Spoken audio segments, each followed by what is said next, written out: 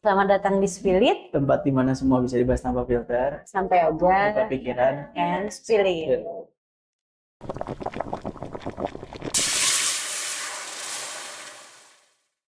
Ini masih di hari yang sama dari konten minggu yang kemarin. Kali ini kita mau Gantian. Kalau kemarin Putri nanya-nanya soal tech, terutama lebih fokus ke AI, saya pengen nanya soal, terutama soal teknik lingkungan itu sendiri sih. Karena sudah magister, harusnya hey, bisa jawab. Oke, kok sudah ada takut list ya? pertanyaannya. Kok takut ya guys? Nah, garis besar dasarnya dulu. Kamu bisa jelasin kalau ditanya teknik lingkungan itu apa ke orang umum apa? Oke. Sebenarnya bagi orang-orang awam pasti bingung ya teknik lingkungan. Nah, itu ngapain gitu? Ya, ngapain gitu kan? Iya. Nah, tapi sebenarnya jauh dari apa ya yang kita bayangkan tuh selama kita hidup pasti nggak jauh-jauh dari teknik lingkungan. Jadi kalau menurut aku teknik lingkungan tuh kayak semacam ilmu, Ilmu? ya ilmu di mana di sini tuh membahas teknologi-teknologi untuk apa ya mengelola lingkungan hidup Apapun. apapun itu. Mau lingkungan hidupnya tuh bentuknya udara, air, Iya, pokoknya lingkungan tanah. secara general. Iya betul. Itu. Jadi sebenarnya tanpa sadar kayak kalian minum air, itu tuh ada hubungan teknik lingkungannya. Misalkan kalian pakai PDAM. Air PDAM itu ada pengolahan air bersihnya. Nah, teknik lingkungan, Itu itu ngebantu. fungsinya ngebantu gimana sih cara mengolah air bersih dari sungai yang kalau di Iya. Indonesia kan sungainya butek kan. Iya. Itu Sampai bisa jadi air siap minum. iya, air siap minum yang biasa kita gunain kalau misalkan pakai jaringan PDAM. Itu aja sebenarnya udah ada teknik lingkungannya loh di hidup sehari-hari. Berarti secara nggak langsung teknik lingkungan juga bisa berhubungan sama kesehatan. Iya, betul. Ada kesehatan lingkungan namanya. Itu termasuk jadi kayak kesehatan masyarakat. Nah, begini, kalau kesehatan masyarakat itu secara besar ya masyarakat.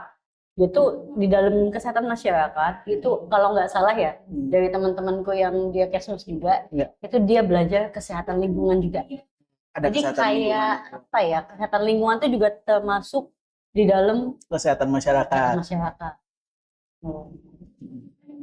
Nah, dari yang kayak tadi kesehatan masyarakat itu kan termasuk kesehatan masyarakat.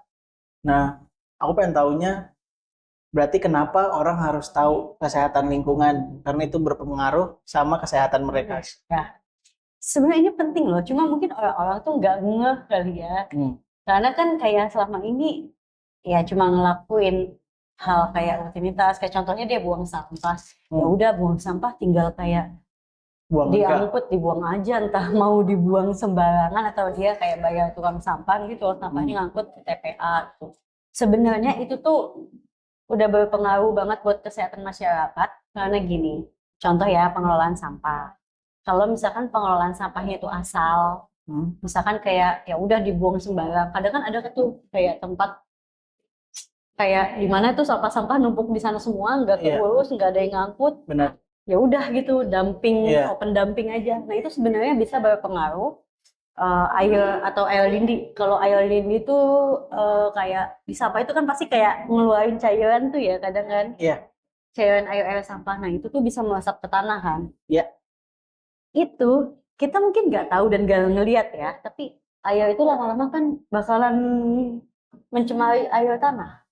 Nah airnya kita minum, kita pakai. Tapi how much bakal, kan maksudnya gak mungkin langsung nyerap langsung itu karena kan bumi sendiri punya sistem filtrasinya sendiri. Iya, cuman how much water that akan bisa mencemari. Iya, bisa mencemari. Sebenarnya itu balik lagi ya karena ya kita nggak aku nggak masukin itu soal tadi apa TPU ya. Karena kan ya udah itu udah tumpukan sampah, hujan, panas, ya kan air nyerap terus di situ. Nah, how dangerous it is? Kalau dangerousnya itu lebih ke ini sih.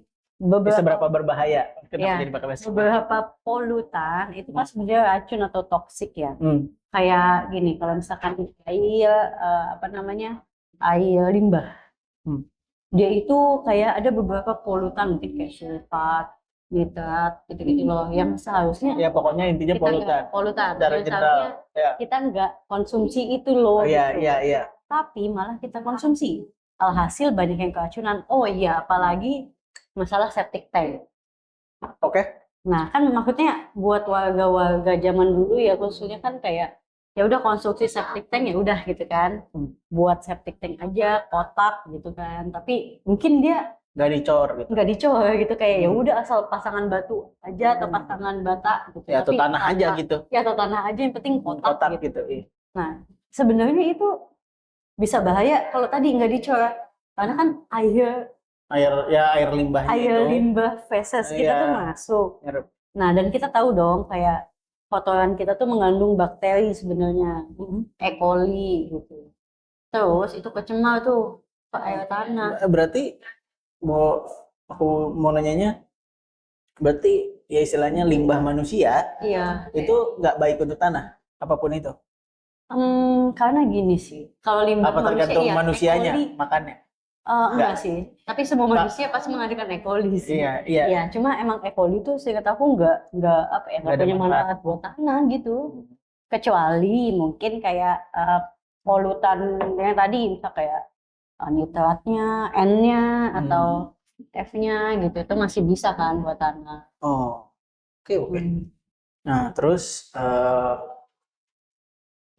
langkah paling kecil yang bisa dilakukan seseorang atau masyarakat itu untuk berkontribusi dalam kesehatan lingkungan. Dalam kesehatan lingkungan ya. Langkah sendiri nih, langkah personal. Sebenarnya untuk kesehatan lingkungan ini luas banget ya kalau menurut aku ya. Tapi langkah perorangan nih yang aku tanya. Per orang ya. Iya. Orang tuh bisa masing-masing deh ngelakuin sendiri, minimal start dari mana. Karena orang juga bingung dong. Terlalu overwhelmed. Iya, terlalu overwhelmed juga. Nanti udah harus milah sampah, udah harus ini, udah harus go green banget gitu misalnya. Yang kecil aja. Yang kecil ya. Iya. Tahap langkah pertama lah. Tapi ini susah sih, nggak susah juga ya. Sebenarnya kalau kita lihat ya, polusi udara di Indonesia tuh tinggi loh. Iya, kualitas udaranya jelek. Betul. Kalau misalkan mau kayak ngurangin dari masing-masing orang ya, ini khususnya buat orang-orang yang merokok. Bisa mungkin jangan nambahin polutan ke lingkungan gitu loh. Karena kita juga setuju untuk kita aja tanpa kawasan bebas rokok banyak itu. Iya betul, karena kan kayak banyak banget orang ngerokok kan, dan itu kayak menambah. Enggak sih, kayaknya lebih ke arah kalau mau sakit tapi bikin orang sakit kan kayaknya nggak perlu deh. Iya, benar. Ya kalau mau sakit sendiri nggak apa-apa. Cuma jangan bikin sakit. Iya betul. Kayak nambah beban.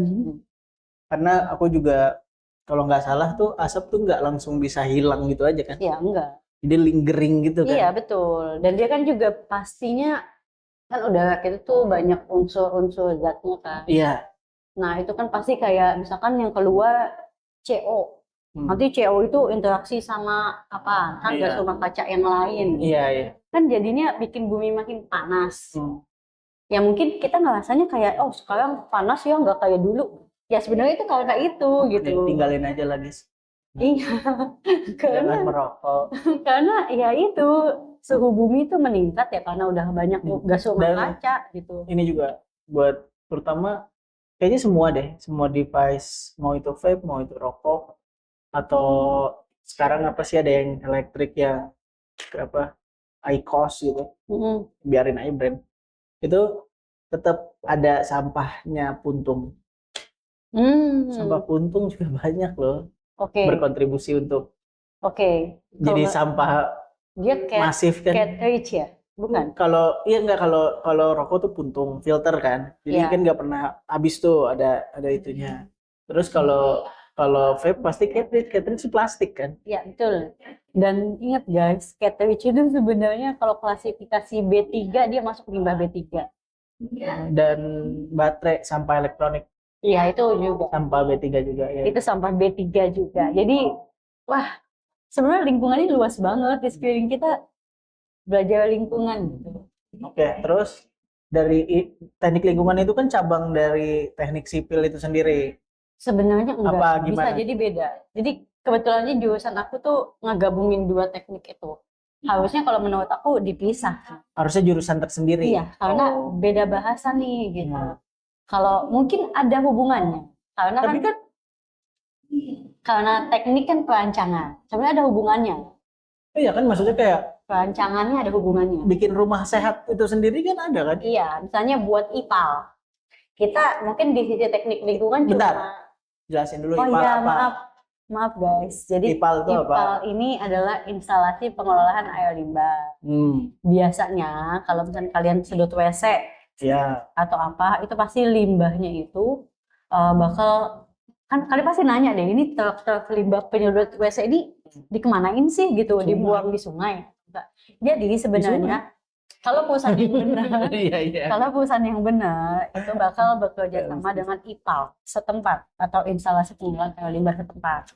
Nah itu ya ngolah limbah feses manusia tadi gitu. Ya, harusnya. Gitu. Ya. Ingat ini harusnya. Ini harusnya ya. Ya, ini yang ideal. Ini yang ideal. Contohnya IPAL. Kalau di teknik lingkungan mungkin kita bagian yang kayak nganalisis aja gitu, kayak ini polutannya ada ini semua. Berarti teknologi yang pas dan sesuai ini apa aja. Tapi kalau kayak gitu, aku mau nanya juga keberlanjutan kamu dari sipil ke teknik lingkungan itu sendiri, transisi apa yang kamu bawa dari teknik sipil itu sendiri ke teknik lingkungan? Oke, tadi kan aku jelasin yang teknik lingkungannya kan, kayak kita tahu teknologi apa aja yang tepat. Iya. Nah, sipil, bagian sisi sipilnya adalah sisi eksekusi rancangannya. Jadi kayak dimensinya berapa, konstruksinya kayak gimana. Buat orang yang nggak tahu, teknik sipil tuh belajar apa deh? Oke, teknik sipil, wah sebenarnya juga teknik generalnya sipil aja, ini generalnya luas ya. Di sini tuh teknik secara yang belajar tentang konstruksi bangunan, termasuk jalan dan transportasi. Kalau menurut aku itu tuh. Di teknik sipil belajar tata kota apa enggak? Tata kota sebenarnya kita belajar sedikit. Oh, tapi ada materinya. Oke. Cuman pengen tahu aja. Nah, terus dari lingkungan itu sendiri, kalau kamu bisa rate negara ini menjalankan kaidah yang benar, kaidah nih ya, yang benar. Jadi anggap perfect ya, perfectnya 100 itu sesuai kaidah banget nih, bersih banget ya dan lain-lain. Indonesia itu ratingnya dari 1 sampai 100 itu yang perfect. Indonesia nilainya berapa? Ini yang sekarang, kondisi sekarang. Ya sekarang dong, masa 98 kan nggak guys, perlu. Aku takut. Kenapa takut? Aku bukan ahli lingkungan, aku cuma ya. Enggak, kamu bisa rate lah. Kamu boleh berpendapat rate-nya kamu. Rate-nya ya? Iya. Kamu rating lah. Indonesia nih kalau dari lingkungan secara kaidah yang kamu pelajari, kalau 100 itu perfect, jadi pengolahan sampah perfect, kesehatan lingkungan ya oke. Udara juga pasti harusnya oke kan, gitu. Polutan juga ya kan ada batas, ada ambang batasnya gitu. Itu pasti di bawah dan lain-lain lah ya gitu. Nah, Indonesia tuh dari 1 atau dari 0 sampai 100. 50. Ini aku itu generas apa enggak nih? Karena menurut aku 50 sih. Soalnya ada beberapa hal kayak ada oke. Mereka tuh sebenarnya punya oke karena dia udah tahu kayak maksudnya pengelolaan atau pengolahannya seenggaknya udah tahu nih. Tapi kan kamu melihatnya juga itu kamu nilainya objektif secara Indonesia apa cuman Jabodetabek? Oh iya benar. Aku bilangnya Indonesia. Benar. Se-Indonesia ya. Aduh, kalau Indonesia ini kayaknya bisa di bawah 50 ya. Kan aku bilang Indonesia. 20 kali ya. 20 kali ya. Soalnya aku pernah lihat kayak banyak daerah yang emang bahkan nggak pakai septic tank gitu. Tapi yang langsung ke sungai. Sungai ya kan? Atau laut gitu kan. Jadi kalau yang di laut bingung sih. Kayak muara gitu kan, langsung kayak di muara gitu. Jadi kayak ya udah, dan itu banyak. Kalau ya bisa harusnya tata kotanya harusnya orang yang tata kota sih sebenarnya harus itu. Betul. Nah, mungkin bagi kota besar udah, tapi kan kalau bagi kota yang terpencil ya solusi paling efektif buat neken sampah yang masuk ke TPU. Karena kan Bantar Gebang, you know lah, itu aja bisa aromanya aja udah bisa kepindah kecamatan loh. Iya. Itu ekstrim loh. Jadi bau itu buat yang mungkin nggak tahu, bau itu bisa jadi indikasi tertentu kalau udah ada zat-zat tertentu yang menguap kan. Betul. Dari sampah. Nah, jadi bisa jadi ada penyakit paru, iya, betul, infeksi betul. dan lain-lain, bronkitis dan lain-lain lah ya gitu. Iya, Banyak iya, lah, saya iya. nggak seperti situ. Cuman, nah itu gimana caranya? Ini kan udah banyak nih, Ini masuk sampah berapa ya. ton nih? Iya, iya. Berapa ton masuk tiap hari? Gimana cara ngeton sebenarnya? Oke. Ini sampah ya berarti ya? Sampah. Fokusnya sampah aja dulu. Oke. Aku juga tadi pengen coba apa namanya bahas soal bau juga. Nah, uniknya bau di Indonesia ini nggak terlalu diperhatiin ya selama ini. Maksudnya kalau secara kita di lingkungan bau kerasa. Tapi buat baku mutu atau kayak buat apa ya perizinan lah regulasi, intinya perizinan. Itu kayak enggak yang diperhatiin banget. Padahal kayak tadi bau itu banyak banget senyawa. Dan senyawa itu yang menyebabkan penyakit gitu. Iya benar. Tapi sayangnya di negara ini tuh mungkin nggak yang terlalu diperhatikan gitu soal bau. Ya mungkin anak-anak yang kalau nonton ketemu ada orang yang lebih into atau belajarnya emang kimia gitu, kimia murni, bisa menjelaskan juga mungkin ya, gitu. Cuman setauku juga bau itu ngaruh. Iya betul. Sama anehnya lah, bukan anehnya juga sih menurut aku kayak, iya sih aneh ya. Kalau nggak salah polusi itu kan ada ada macam-macamnya kan? Iya banget. Air, udara aja ada banyak banget. Ada udara ambien, udara lingkungan kerja, udara emisi, bau gitu. Oke. Suara kebisingan pasti ada ya. Iya. Terus dan apa lagi? Air aja bisa air tanah, bisa air permukaan. Oh gitu. Oke.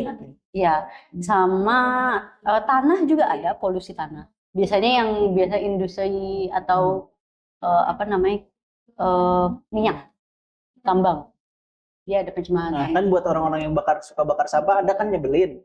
Nah, sebenarnya berdampak apa sih orang-orang bakar sampah?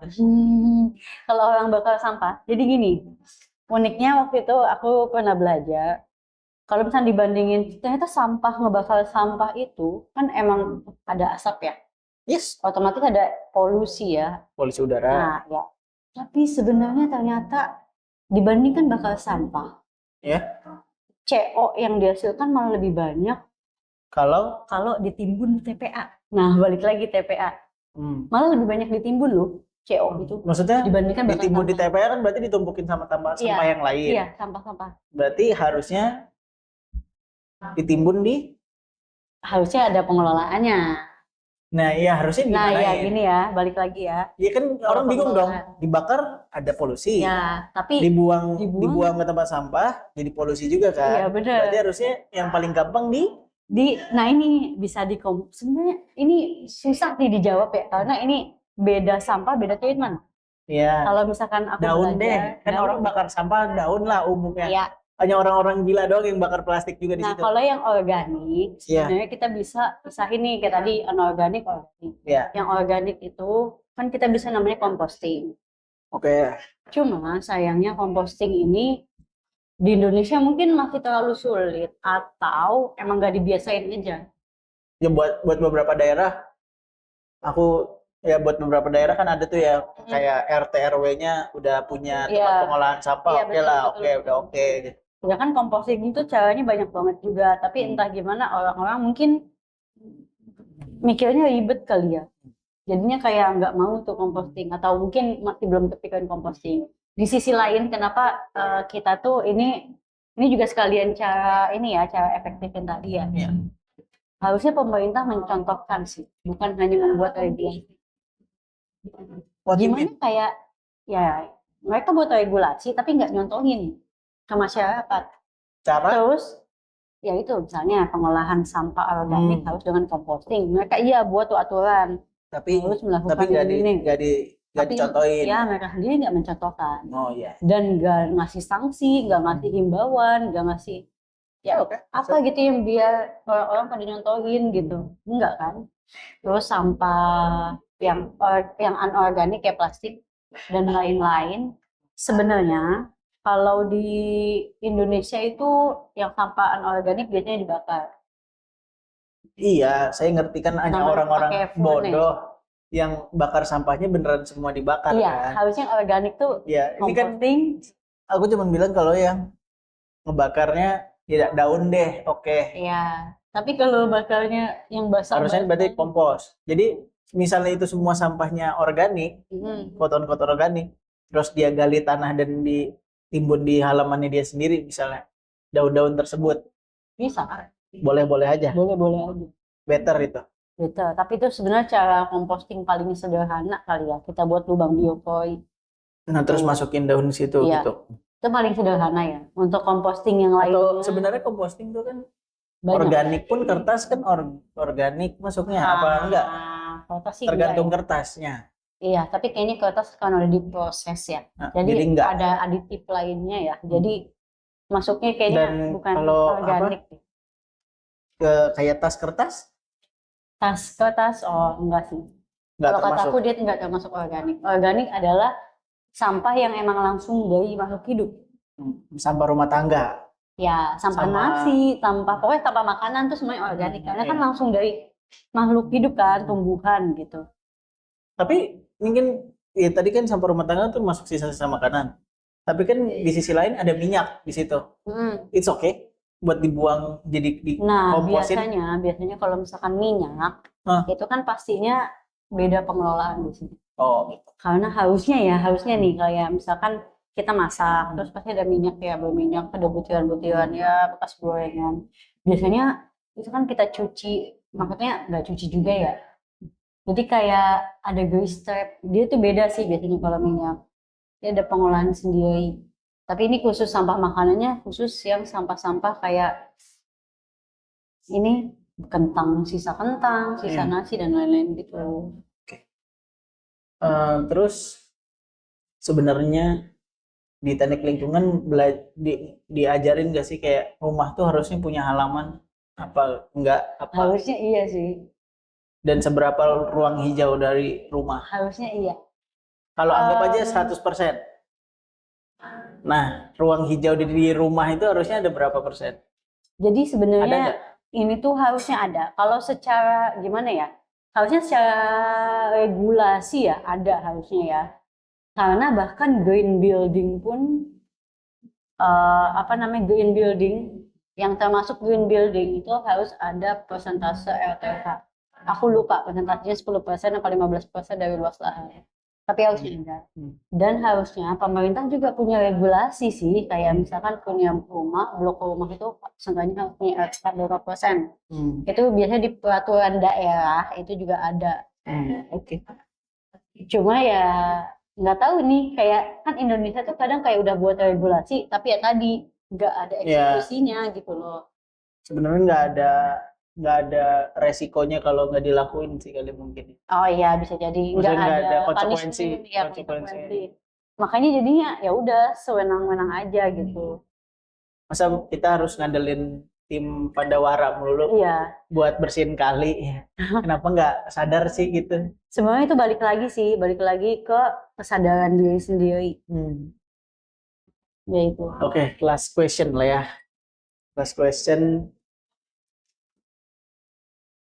Hal yang atau gimana caranya orang menilai suatu lingkungan itu udah paling oke lah untuk standar ya, standar paling bawah. Nah, ini lingkungan udah oke sebenarnya buat gue tinggal di situ. Sebenarnya untuk menilai justifikasi kita perlu baku mutu. Jadi harusnya diukur dan diuji. Iya, diuji. Betul. Jadi nggak bisa kayak kamu melihat air sungai coklat, tapi belum tentu itu kayak udah bilang ini tercemar. Oh belum tentu. Kita harus uji dulu hasil lab. Bisa jadi coklat itu alasannya banyak. Sedimen, benar. Banyak penggausan. Endapan, ya. Banyak endapan, banyak penggausan tanah, sungai. Jadi yang membuat sungai itu coklat. Bukan coklat karena tercemar limbah, ya beda gitu. Makanya kenapa kita harus uji lab. Jadi nggak bisa kita justifikasi. Oh ini tercemar. Ini udah paling kotor ini. Iya. Ya. Misalkan udara Jakarta berkabut atau kayak tiba-tiba buem gitu ya kondisi udaranya. Kita bilang, wah ini polusi asap. Iya sih. Bisa jadi ya, bisa jadi ya. Cuma kita sebenarnya kayak nggak bisa kayak langsung, oh ini udah polusi. PLT batu bara ya. PLTU. Apa? PLTU. Iya, tenaga uap. Oh, batu bara itu. Iya. Oh ya, PLTU batu bara.